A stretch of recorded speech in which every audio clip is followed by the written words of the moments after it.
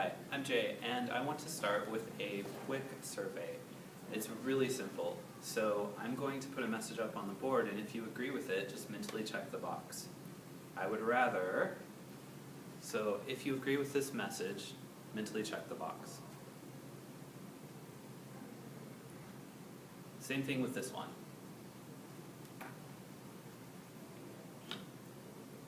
The last one.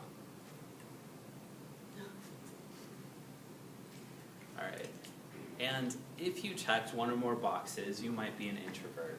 An introvert is somebody who prefers quiet downtime to parties. They like to work independently rather than in a group. And they prefer to spend one-on-one time with friends rather than going out in large groups. And this can be actually painful and frustrating for an introvert. Their friends and family are frustrated that they won't come out of their shells, right? And their coworkers are a little bit spurned that they won't go out for drinks after work. So this can be a big deal for them. They're often perceived as not contributing. But take heart, because I want to show you today that an introvert can be successful and they can also be great. So everybody pictured here made really substantial, game-changing contributions to the world. And all of them are also described or self-identified as introverts. So I know that you've heard before that being timid or being shy means that you're not per se a good employee, or maybe that you're not a good person. And that's really patently false.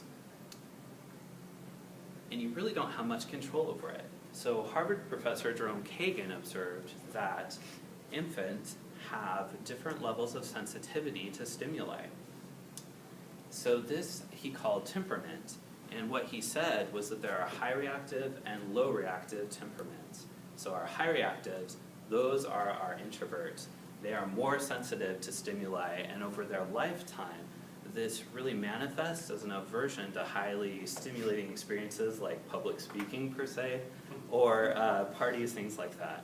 Now our low reactives, those are going to be our extroverts, and over their lifetime that manifests as an outgoing personality that's ready to jump right in, right? So extrovert and introvert. And actually, this isn't something new, because researchers like Carl Jung have theorized since 1929 that you can predict a person's personality at birth too. And it's echoed by a Brown University professor who offers us this quote.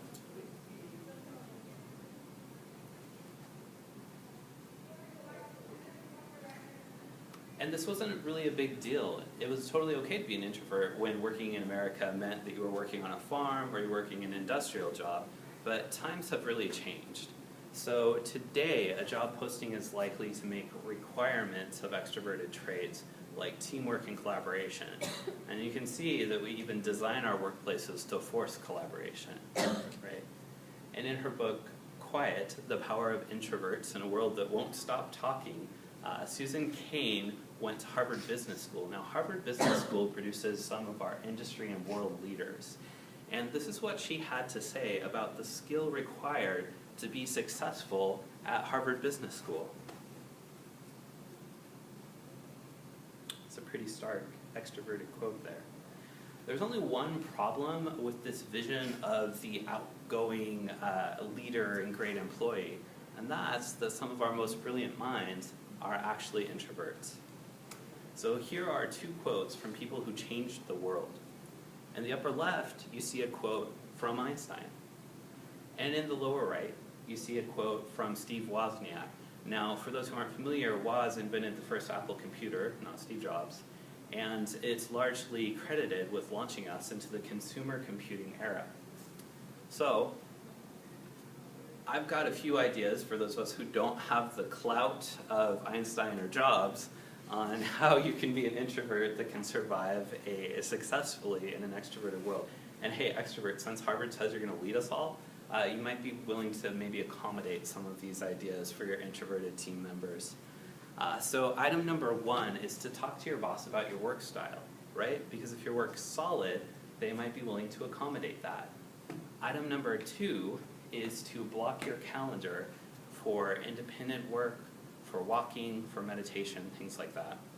Item number three is to make sure that you ask for meeting materials in advance so you can rehearse them, think about them, and be a more active participant when it's your turn to be part of that meeting. And lastly, consider job choice, and don't fall prey to assumptions about job choice. A study recently found that extroverts are happier in IT positions than introverts. However, Psychology Today says that being an author or being in science, given science field, is a good fit for introverts. So thank you very much for listening.